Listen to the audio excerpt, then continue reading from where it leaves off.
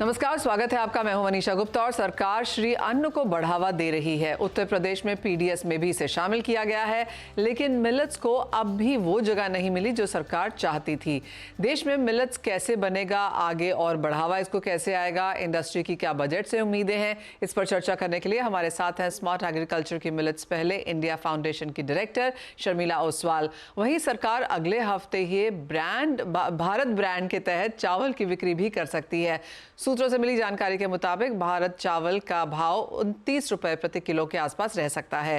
साथ ही rice as a sector कल पेश होने वाले अंतरिम बजट में क्या उम्मीदें कर रहा है, इस पर चर्चा करने के लिए हमारे साथ होंगे चमन लाल सेतिया एक्सपोर्ट्स लिमिटेड के सीएमडी विजय सेतिया।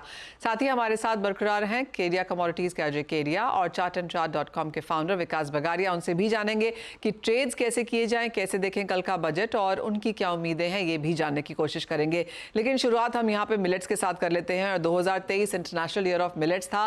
सरकार की तरफ से बजट में भी अच्छा खासा पुश देखने को मिला। शर्मिला, स्वागत है आपका शो में। कैसे देखती हैं इस बजट को, सबसे पहले तो मिलेट के नजरिए से?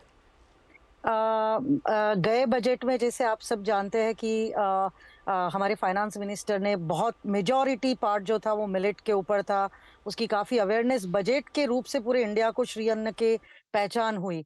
तो इस बार हम बाकायदा चाहते हैं कि जो भी कोई अनाउंसमेंट उस बार हुई, तो अब जैसे जीएसटी 18% से 5% हुआ, तो वो इस बजट में डिक्लेयर किया जाए। जैसे पीएलआई स्कीम जो है, प्रोडक्शन लिंकेज स्कीम, तो उसका भी जैसे अनाउंसमेंट हुआ, तो मिलेट के लिए उसका जैसे डिक्लेयर हुआ, पर अभी तक उसका एग्जीक्यूशन पर्टिकुलरली दिस ईयर तो वो भी नहीं हुआ है। तो उसका भी अगर इस बजट में कर देंगे तो I think that will be a greatest encouragement for all the manufacturers and all the majority millet domain. PDS जो है उसमें मिलेट को शामिल करना बहुत, जैसे राइस और व्हीट है तो उसी तरह मिलेट को अगर शामिल करेंगे तो आई थिंक जो श्री अन्न को हम चाहते हैं घर घर पहुंचे, तो PDS is the best way to get incorporated millets. दूसरा, स्कूल्स में मिड डे मील्स, कई बार ये बोला गया हर कम्युनिकेशंस में गवर्नमेंट की ओर से कि मिड डे मील्स में मिलेट को अंतर्गत किया जाए, पर देखने को जाता है तो इवन ये अभी तक नहीं हुआ है। तो 2023 ये इंटरनेशनल ईयर ऑफ मिलेट था। बजट में भी काफी कुछ बोला गया, पर उसका एग्जीक्यूशन और इम्प्लीमेंटेशन जो है वो थोड़ा अभी तक होना बाकी है। फिर एक्सपोर्ट जो है, एक्सपोर्ट में भी इंसेंटिव्स जो है वो अगर करेंगे मिलेट्स के लिए, तो आई थिंक पूरे इंडिया में बिजनेस को बढ़ोतरी मिलेगी, ट्रेड को बढ़ोतरी मिलेगी और मिलेट का अवेयरनेस पूरे ग्लोबल हुआ है। जैसे आप देखेंगे कि गए बजट में ये बताया गया कि India thriving to be a global millet hub. तो अगर ग्लोबल मिलेट हब बनना है तो अभी हमें बाकायदा उस एग्जीक्यूशन पे पूरे ध्यान देना पड़ेगा।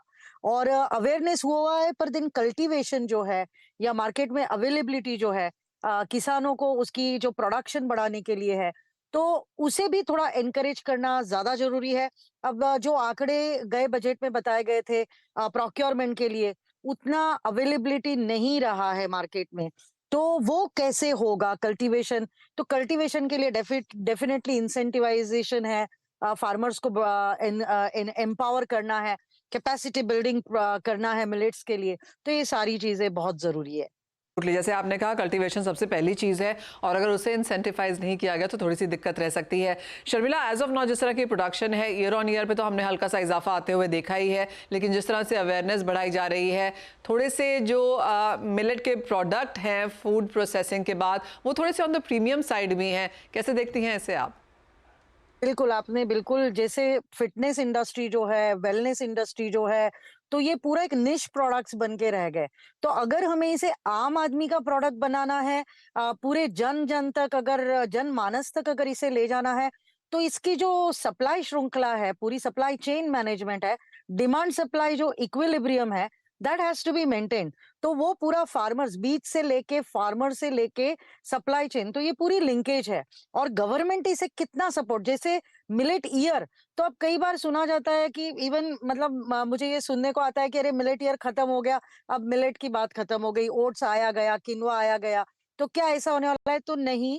मैं ये बताना चाहती हूँ कि अभी मन की बात में we were invited as a special guest to Delhi for the republic parade, और तब मुझे बहुत खुशी हुई है जान के कि सरकार मिलेट डिकेड कि आने वाले जो 10 साल है वो मिलेट डिकेड रहेगा। तो ऐसा नहीं है कि इंटरनेशनल ईयर ऑफ मिलेट खत्म हो गया और मिलेट का सारा अवेयरनेस खत्म हो जाएगा, या उसके ऊपर जितना काम करा है 1 साल गए, मीडिया ने कितना उसे मतलब इवन सीएनबीसी ने बहुत सारे प्रोग्राम्स इसके ऊपर करे हैं। तो इसके ऊपर अगर एग्जीक्यूशन और इम्प्लीमेंटेशन सरकार की ओर से अगर थोड़ा चौकन्ना होके अगर किया जाएगा, और मिलेट डिकेड इस शब्द को अगर बार-बार मेरे ख्याल से अवेयरनेस किया जाए कि मिलेट ईयर नहीं, ईयर तो गया, पर अब डिकेड की शुरुआत हो गई है। तो उस डिकेड से क्या हो जाएंगे, फार्मर्स मोटिवेट हो जाएंगे कि वो ज्यादा से ज्यादा कल्टीवेट करने लगेंगे। एब्सोल्युटली, बहुत देर नहीं है जब हम वित्त मंत्री को सुनेंगे कि वो बजट में क्या कहती हैं, लेकिन जैसे आपने कहा कि साल नहीं है और लगातार यहाँ पर सरकार का सपोर्ट मिलता भी रहेगा और चाहिए भी है, और अगला एक डेकेड यहाँ पर मिलेट्स के हिसाब से रह सकता है। एक फाइनल सवाल, और वो ओवरऑल इंडियन कंजम्पशन को लेकर भी है। जैसा कि आपने कहा कि as of now niche product है, fitness industry, food fats, diets वाले अभी मिलेट्स को यहाँ पर देखने लगे हैं, न्यूट्रिशन हाई भी यहाँ पर है, और पीडीएस में भी अब यहाँ पर एटलीस्ट एक स्टेट ने यहाँ पर इसे जारी करने की बात की भी है। तो अवेलेबिलिटी वर्सेस कंजम्पशन का जो हल्का सा मिसमैच है, कैसे देखती हैं? बिल्कुल, जैसे अवेलेबिलिटी अभी थोड़ा-सा अफेक्टेड डेफिनिटली है, फिर वो एमएसपी की रीज़न हो या फिर कल्टीवेशन की रीज़न हो। पर हालाँकि देखिए, इंडियन आर्मी का जो है, अभी आप मिलेट आटा जो है, वो कंपल्सरी किया गया है। तो देखने को जाए तो अभी जवान जो है, सोल्जर्स है, वो भी मिलेट की रोटी खा रहे हैं। गाँव में आज भी स्टेपल फूड जो ज्वार की रोटी, बाजरे की रोटी है, आप राजस्थान, गुजरात, महाराष्ट्र, साउथ इंडिया में जाएँगे, तो जो ये स्ट्राटा है जन जन मानस का, वहां पे आज भी ज्वार की बाजरे की रोटी खाई जाती है। बात है अभी युवा जनरेशन की, या फिर हम अगर एक मिडिल सेगमेंट कहते हैं, तो उनके लिए डेफिनेटली अवेलेबिलिटी वर्सेस ये जो इकोनॉमिक्स है, इसका इक्विलिब्रियम तभी बैठेगा जब डिमांड अगर जितना है उस हिसाब से अगर कल्टीवेशन है, तो डेफिनेटली इकोनॉमिक्स भी उतना ही इकोनॉमिकल रहेगा, और जो सबके बजट का और पॉकेट फ्रेंडली रहेगा। जो मिलेट इकोनॉमिक्स है उसे थोड़ा सा सही करने की जरूरत है, और आशा है कि बजट में या आगे जाते हुए आउटसाइड बजट भी एग्जीक्यूटिव डिसीजन की तरह भी अगर इसको थोड़ी सी तवज्जो मिले तो काफी फायदा रहेगा। शर्मिला, एज ऑलवेज बहुत शुक्रिया हमारे साथ हाथ जोड़ने के लिए। तो बात हुई मिलेट्स की, लेकिन बात अब यहाँ पर चावल की करेंगे, क्योंकि वाइल मिलेट्स को यहाँ पर पीडीएस में इंक्लूड किया जा रहा है। एक्चुअली कुछ भी अगर चावल में होता है तो उसका रिएक्शन बाजार ये समझता है कि चावल में शायद कमी होगी। हमारे साथ चमन लाल सेतिया एक्सपोर्ट्स लिमिटेड के सीएमडी विजय सेतिया हैं। विजय जी नमस्कार। दो चीजें, एक तो पीडीएस में अब मिलेट्स को भी एंट्री मिल गई है, कैसे देखते हैं आप उसे? क्योंकि अब तक ये जो पूरा था ये गेहूं और चावल के साथ साथ ही था, सिर्फ सिमट के रह गया था। दूसरा, जो भारत चावल की अब बात की जा रही है, जो शायद 29 रुपए किलो पर बेचा जा सकता है, सूत्रों के हवाले से काफी समय से ये खबरें चली आ रही हैं, माना जा रहा है कि अगले हफ्ते तक ये भी हो सकता है। कैसे देखते हैं आप इसे?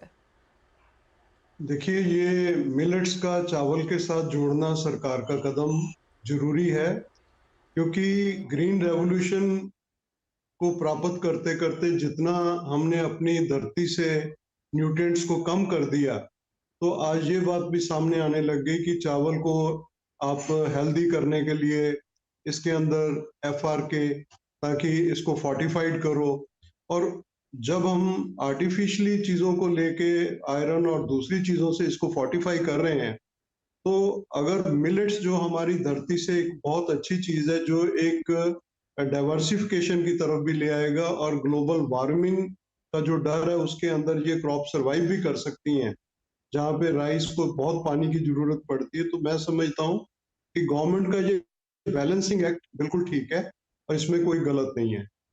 और जो गवर्नमेंट की सोच है कि भी देश में चावल सही दाम पे बिकना चाहिए, तो उसके लिए एक सबसे जरूरी चीज जो है कि जिस तरह जीएसटी करने से देश के अंदर प्रोग्रेस बढ़ती जा रही है, गवर्नमेंट का रेवेन्यू भी बढ़ रहा है, इंडस्ट्री भी बढ़ रही है, सारे सेक्टर इंप्रूव कर रहे हैं। तो अभी एक कमी रह गई थी जो शायद उस समय सरकार मान भी गई थी, लेकिन कुछ वेस्टेड इंटरेस्ट ने होने नहीं दिया था, कि मार्केट फीस को, उस समय ये बात थी कि जीएसटी के अंदर से मर्ज कर दो, ताकि एक कंट्री के अंदर एक ही टैक्स हो। लेकिन ये मार्केट फीस एक तरह से एक अच्छा पहलू भी है, लेकिन अगर रीजनेबल फीस हो, अगर 6% फीस पंजाब में, 4% हरियाणा में, तो ये फीस नहीं है, टैक्स से भी ज्यादा एक्सपेंसिव चीज है। दिल्ली में 1% फीस है, और वहां पे भी वही काम हो रहा है, सेम वैरायटी, सेम, किसान की जेब से लेके सरकार अपनी जेब भरे या किसी और की जेब भरे, वो ठीक नहीं है। तो इसको अगर ठीक करती है तो चावल के अंदर एक हेल्दी लेवल प्लेइंग फील्ड बनेगा। तो मैं उम्मीद करता हूं कि जब भारत सरकार ने जीएसटी में सारे टैक्स एमर्ज कर दिए तो ये मार्केट फीस को भी उसके अंदर अब लाने का समय आ चुका है। दूसरा, जैसे चावल की बात की कि गवर्नमेंट खुद अपना चावल भारत राइस के नाम से लाएगी, भारत चावल के नाम से, तो उसमें एक चीज सरकार देख सकती है कि जो 5 kg की पैकिंग है, 25 किलो तक की पैकिंग के ऊपर जीएसटी सरकार लगाती है जी। लेकिन नॉन बासमती कॉमन मैन के खाने की चीज है, और अगर उसको नॉन ब्रांडेड करके टैक्स फ्री सेल का अगर सेगमेंट दे दिया जाए तो मैं समझता हूँ कि उसमें गवर्नमेंट की मंशा टैक्स कमाने की नहीं है। गवर्नमेंट की मंशा तो यही है कि जो ब्रांडेड चीजें बहुत महंगी बिकती है उसमें सरकार ये अमीर आदमी से टैक्स ले रही है, लेकिन नॉन बासमती चावल आम आदमियों के खाने का, सारे देश के मेजॉरिटी के खाने की चीज है। उसके अंदर इसको विचार करें कि किसी तरह से टैक्स नॉन बासमती पे ना लगे। कोई ऐसा मैकेनिज्म बन सकता है, इस पे विचार करें। जी। ऑलराइट, तो ऑफ कोर्स वो तो बजट एक्सपेक्टेशंस हैं और जैसे आपने कहा अभी कि चावल को लेकर कुछ दिक्कतें यहाँ पर ज़रूर हैं। भारत ब्रांड के ऊपर आपका एक और व्यू भी जानना चाहेंगे, क्योंकि जिस तरह से यहाँ पर दालें हमने आते हुए देखी, बात अब यहाँ पर चावल की भी है, आटे अभी यहाँ पर आता हुआ नजर आया। काफ़ी हद तक कारोबारी मानते हैं कि कुछ और कमोडिटीज़ भी यहाँ पर आ सकती हैं। ओवरऑल फॉर ट्रेड आपको लगता है ये short term as a decision है या फिर आप इसको लंबा चलता हुआ देखते हैं? नहीं, देखिए, जिस गवर्नमेंट के मन में अगर वेलफेयर की फीलिंग है, कोई भी गवर्नमेंट हो, आई एम नॉट सेइंग कि दिस गवर्नमेंट, अगर गवर्नमेंट के मन में वेलफेयर की फीलिंग है और कंट्री में जब तक भी कोई दिक्कत रहेगी तो अच्छी सरकार तो हमेशा ऐसा करेगी। तो मैं समझता हूँ सरकार जो ये कर रही है, ये इस समय अचानक इंडिया में पिछले साल कुछ चावल में, दूसरे अनाज में, चीनी में जो कमी आती दिखी, सरकार ने प्रोएक्टिव होके ये कदम उठाए हैं। और अगर बम्पर क्रॉप आएगी तो डेफिनेटली गवर्नमेंट को इस तरह के इंटरफेरेंस की जरूरत नहीं रहेगी, ऐसी इंटरवेंशन की जरूरत नहीं पड़ेगी। तो अभी जो गवर्नमेंट कर रही है वो देश हित में है और लोगों के हित में है, और ये ठीक कर रही है। जी। राइट, ऑफ कोर्स इलेक्शन का साल भी है और फसल किस तरह की आती है उस पर नजर रहेंगी। एज ऑफ नाउ हार्वेस्टिंग भारतीय बाजारों में चल ही रही है, तो फाइनल क्रॉप के आंकड़ों का इंतजार सभी को। विजय जी, बहुत शुक्रिया साथ जुड़ने के लिए। तो क्लियरली वो टैक्स बजट एक्सपेक्टेशंस जो हमने आते हुए देखी, स्पेशली चावल पर, और भारत चावल ऑफ कोर्स इसके ऊपर एक नजर रहेगी। एक नोटिफिकेशन का भी यहाँ पर इंतजार है। लेकिन इसी के साथ एक ब्रेक के लिए रुकेंगे, लौटेंगे तो हमारे साथ होंगे अजय केरिया और विकास बगारिया। आपको बताएंगे कैसे करें कारोबार, स्पेशली कल के दिन के लिहाज से, और उनकी बजट एक्सपेक्टेशंस क्या हैं, जानेंगे।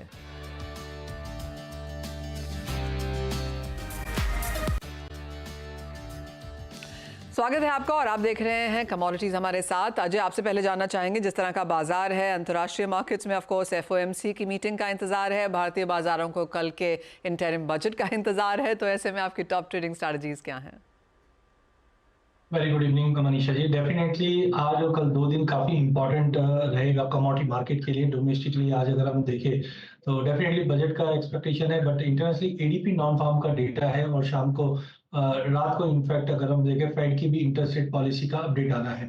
आई थिंक अभी तो इंटरेस्ट रेट में कोई चेंजेस नहीं आएगा, बट हैव टू सी कि मार्च में रेट कट बताया जा रहा है या अप्रैल में, but as per our calculation मई में रेट कट आ सकता है। That is not good for gold, and इसकी वजह से मुझे लगता है आज गोल्ड में एक रैली जो हमने अब तक देखी थी वो प्रॉफिट बुकिंग में बदलती हुई दिखाई देगी। उसके लिए 62,600 पे गोल्ड को बेचना है, 62,800 तक स्टॉपर्स लगाइए, 62,200 से लेकर 61,800 तक ये लेवल मिल जाएगा। तो आई थिंक गोल्ड और सिल्वर दोनों में एक छोटा करेक्शन आज के सेशन में हम देख पाएंगे। वॉलेटिलिटी कंटिन्यू मेंटेन रहेगी। ऑलराइट, कुछ मुनाफा वसूली यहाँ पर सोने चांदी में देखने को मिल सकती है, बिकवाली की राय वहाँ पर है। लेकिन अजय, साथ ही यहाँ पर चांदी में और बाकी मेटल्स में क्या करने की राय है? क्योंकि मेटल्स के लिए भी जो इनिशियल आरआरआर का कटौती हमने चाइना से आता हुआ देखा था, वो बहुत ही short lived as a phenomena था। हाँ, बिल्कुल अगर चांदी की बात करें तो हमने देखा चांदी भी कहीं ना कहीं $23.5 के ऊपर सस्टेन नहीं कर पा रही है। डोमेस्टिक में भी 73 के ऊपर नहीं जा पा रही है। इसी को देखते हुए चांदी में भी शॉर्ट टर्म में बिल्कुल आज और कल के हिसाब से ही 72 300 350 की रेंज में बेच के चलिए। 72 700 का स्टॉप लॉस रखिए। 71 200 तक के लेवल हम चांदी में देख पाएंगे। वहीं बेस मेटल में मुझे लगता है मार्केट कंसोलिडेट करा। चाइनीज न्यू ईयर की हॉलीडे पे जा रहा है, उससे पहले रीस्टॉकिंग देखी गई है, बट ओवरऑल मुझे लगता है मार्केट दायरे में ही है। खास करके अगर कॉपर की बात करें तो कॉपर में 730 के सपोर्ट से मार्केट कंटिन्यू होल्ड कर रहा है। तो करंट लेवल से मुझे लगता है 734 पे बाय करना चाहिए। 730 का स्टॉप लॉस रखिए। 739 का एक शॉर्ट टर्म टारगेट में देखने मिल सकता है फरवरी वायदे में। वहीं अगर हम एल्यूमिनियम में भी देखें तो एक अच्छी रैली के बाद कंसोलिडेशन चल रहा है, तो 204 पे लीजिए। 202 का स्टॉप लॉस रखिए। 207 तक के टारगेट हम देख पाएंगे। ऑलराइट, विकास आप कैसे देखते हैं अंतर्राष्ट्रीय बाजारों के जिस तरह के क्यूज हैं और आपके टॉप ट्रेड्स यहाँ पर क्या होंगे? जी गुड इवनिंग मनीषा जी। देखिए गोल्ड और सिल्वर दोनों में ये एक दायरा का कारोबार चल रहा है एंड गोल्ड अभी आ गया अपने अपर रेजिस्टेंस जोन के पास में आ गया। मेरे को भी ऐसा फील हो रहा है कि गोल्ड में 62,800 900 का जो जोन है ये यहाँ पे डिसाइसिवली रेजिस्टेंस का काम कर रहा है। तो गोल्ड जैसे ही 62,500 के नीचे जाता है तो गोल्ड में एक मंदी का पोजीशन बनाना चाहिए। लोअर एंड में जो टारगेट्स है 61,500 एंड 61,200 तक देखने मिल रहा है। अपर साइड में जो स्टॉप लॉस रहेगा वो 62,950 तक का रहेगा। वहीं सिल्वर सिल्वर एक ट्रेंड लाइन को तोड़ के मेंटेन कर रहा है एंड उसके ऊपर जाने में सिल्वर को बड़ी परेशानी हो रही है और उसके ऊपर जाने में बहुत संघर्ष कर रहा है। तो सिल्वर जैसे ही इस बार 72,000 के नीचे सस्टेन करेगा एमसीएक्स में, तो मेरे को लगता है कि इसमें थोड़ा सा मंदी देखने मिलना चाहिए 71,300 एंड 70,500 के लिए। बस इसमें एक छोटा सा स्टॉप लॉस लगाना होगा 72,550 के करीब का। जी मनीषा जी। साथ ही आप यहाँ पर एनर्जी मार्केट को कैसे देखते हैं, क्योंकि यहाँ पर रोजाना जिस तरह की वॉलेटिलिटी है, हैविंग सेड दैट एक रेंज में कारोबार जरूर है। जी मनीषा जी, देखिए क्रूड ऑयल में जैसे अभी जो मैं देख रहा हूँ कि क्रूड ऑयल में एक रेंज का जो शिफ्ट है वो आ गया 5800 6000 से। जो रेंज का जो शिफ्ट है ये 6200 6150 के करीब आ गया है। बट वही हायर एंड में क्रूड में 6500 का एक रेजिस्टेंस क्लस्टर भी दिख रहा है, जिसके पास जाके अभी रिसेंटली में प्रॉफिट बुकिंग भी देखने मिला। बट अगर क्रूड डिप्स मिलता है तो 6300 6280 के करीब में इसमें बाई का पोजीशन बनाना चाहिए। वीकली चार्ट्स और डेली चार्ट्स अच्छे लग रहे हैं टेक्निकली एंड 6200 का स्टॉप लॉस रखना चाहिए। 6500 एंड 6650 का जो लेवल्स है ये टारगेट्स के लिए हो सकते हैं क्रूड ऑयल पे। साथ ही विकास, आपकी कोई एक्सपेक्टेशन इस बार बजट से, और जो लोग कल यहाँ पर कारोबार करना चाहें, चाहे वो एग्री कमोडिटीज़ में है, सोने चांदी में है, जहाँ पे बाजार को एक्सपेक्टेशन ज़रूर है लेकिन आता है या नहीं वो पता नहीं, कैसे रहना चाहिए कारोबार, और आपकी एक टॉप विश लिस्ट जो आपको लगता है यहाँ पर देखने को मिल पाएगी? मनीषा जी देखिए कल का जो दिन है इवेंट वाला दिन है। हम लोग सुबह रिएक्ट करेंगे फेड के डिसीजन पे, फिर उसके बाद बजट है। तो इवेंट वाला दिन है तो ऐसे क्या है कि जिनके ओवरनाइट कैरी पोजीशन है उनके लिए तो रिस्क है। बट कल जो भी पोजीशन लेना है प्रॉपर रिस्क को आइडेंटिफाई करके लेना है। कभी कभी क्या होता है कि ट्रेड नहीं करना भी ज्यादा बेटर होता है। Some day we should avoid trading. अगर कहीं पे भी ट्रेड पे थोड़ा सा भी डाउट लगता है कि जहाँ पे लग रहा है कि रिस्क रिवॉर्ड रेशियो नहीं बैठ पा रहा है तो वहाँ पे ट्रेड को अवॉइड कर दीजिए। Let the event settle. Event settle होता है उसके बाद जो डायरेक्शन पकड़ता है बाजार उस हिसाब से आपको ट्रेड लेना चाहिए। मेरे हिसाब से कल नो ट्रेड रखे तो ज्यादा बेटर है एज अ रिटेल ट्रेडर। और फ्रॉम द जी बजट आपकी कोई एक्सपेक्टेशन विकास? हाँ देखिए पर्सनल फ्रंट पे अगर पूछेंगे तो टैक्स में थोड़ा सा रिलीफ मिल जाए तो ज्यादा बेटर। वेल एब्सोल्युटली, वो सभी हम सभी को चाहिए। अजय, आप कैसे देख रहे हैं? आपको भी ऑफ कोर्स टैक्स रिलीफ तो चाहिए ही होगा, लेकिन और कोई विश लिस्ट, और आप क्या राय देंगे कारोबारियों को कल के दिन के लिए? देखिए जनरली हम देखते हैं बजट का दिन या फेड का डे होता है तो वॉलेटिलिटी ज्यादा है, तो यहाँ पे options are available commodity market में, जहाँ पे हम ऑप्शन के जरिए ट्रेड करके चल सकते हैं। चाहे हम सोने चांदी की बात करें तो यहाँ पे हम करेक्शन देख रहे हैं। इवन क्रूड में भी हम देख रहे हैं ओपेक की मीट से पहले एक करेक्शन वापस देखने को मिल सकता है, तो वॉलेटिलिटी एट पार्ट रहेगा। बट बजट की अगर बात करें तो डेफिनेटली पर्सनल इनकम टैक्स पे तो सबकी एक्सपेक्टेशन है, बट मुझे लगता है कमोडिटी मार्केट के लिए काफी इंपॉर्टेंट है, बिकॉज अब लगभग 10 साल के ऊपर हो चुका है और जो कॉस्ट ऑफ ट्रांजेक्शन है वो काफी बढ़ते जा रहा है। बिकॉज जिस ढंग से कमोडिटी के भाव भी 10 सालों में बढ़े हैं तो जो इम्पैक्ट कॉस्ट आ रहा है वो काफी ज्यादा है। तो यहाँ पे मुझे लगता है कि गवर्नमेंट को जरूर देखना चाहिए, क्योंकि 10 साल में भाव भी काफी बढ़े हैं और सीटीटी की चोट जो ट्रेडर्स को लग रही है वो काफी इंपैक्ट कर रही है। साथ में हमने एग्री कमोडिटीज में काफी बैन होते हुए देखा है अभी भी, और जिस ढंग से वॉलेटिलिटी मार्केट में बनी हुई, इट्स इंपॉर्टेंट कि हेजर्स एक्टिवली पार्टिसिपेट करें, और जिस ढंग से बैन है तो ये कहीं ना कहीं प्लेटफॉर्म एब्सेंट दिखा रहा है। तो आई थिंक ये बैन कमोडिटीज पे एटलीस्ट बाकी नई चीजों पे तो हम बाद में देखेंगे, बट सीटीटी एंड जो बैन ऑन एग्री कमोडिटी है, ये मुझे लगता है कि रिव्यू करना चाहिए और वापस रीस्टेट करनी चाहिए। वेल एब्सोल्युटली, वो तो एक चीज़ है ही। और जिस तरह के लोअर सर्किट्स यहाँ पर अजय मसालों में लगते हुए नजर आए हैं, यहाँ पर कोई ट्रेडिंग स्ट्रैटेजी? देखिए, मसाले में अगर हम बात करें, सबसे पहले हल्दी, तो हल्दी में हमने पिछले 1 महीने में 12 जनवरी को लगभग हमने 12,500 से 16,000 तक का एक जंप आते हुए देखा। बट अब नए अराइवल्स मार्केट में आने चालू हो चुके हैं। वेदर कंडीशन की अगर बात करें सांगली, बासमती एरिया में, तो काफी क्लियर वेदर होने की वजह से अराइवल प्रेशर के चलते हमने प्राइसेस में एक बड़ा फॉल आते हुए देखा। फंडामेंटल में मुझे ज्यादा कोई खराब नहीं दिखाई दे रहा। आई थिंक थोड़ा सा वेट करना चाहिए। 13,800 13,700 के जोन पे हल्दी को लेके चलना चाहिए। 13,000 का स्टॉप लॉस रखिए। अगर हम फरवरी मंथ के एंड तक की बात करें तो प्राइसेस वापस समझिए 15,500 तक का लेवल दिखा देगा। वहीं धनिये के अंदर हमें लगता है 7,700 इज गुड टू बाय। यहाँ पे बाय कीजिए। 7,500 का स्टॉप लॉस रखिए। 8,100 तक का टारगेट हम वापस धनिये में देख पाएंगे। जबकि जीरे में थोड़ा वेट एंड वॉच रखिए, क्योंकि जब तक 28,500 के ऊपर प्राइस नहीं निकलता है तो एक दायरा बना हुआ रहेगा जो 25,000 से 28,500 के बीच में ही है। टाइमिंग रमजान डिमांड बीच में सपोर्ट कर रही थी, बट आगे जाकर अराइवल प्रेशर के चलते जीरा एक रेंज में रहेगा, जबकि धनिया और हल्दी मुझे लगता है कि वापस तेजी दिखा सकता है क्रॉप साइज को देखते हुए। राइट, तो वो यहाँ पर हाल है मसालों का। और जैसे कहा गया कि थोड़ी कॉशन बरतने की ज़रूरत है। आज एफओएमसी की मीटिंग अनाउंसमेंट है, कल भारतीय बजट है, कुछ टैक्स में रियायतें, सीटीटी को एबॉलिश करें, ये कुछ विश लिस्ट है हमारे बाजार की तरफ से भी, जो आशा है कि वित्त मंत्री ध्यान देंगी। बहुत शुक्रिया अजय, विकास, आप दोनों का ही साथ जोड़ने के लिए। एक ब्रेक के लिए रुकने का समय है। जब लौटेंगे तो लेकर आएंगे आवाज़ समाचार।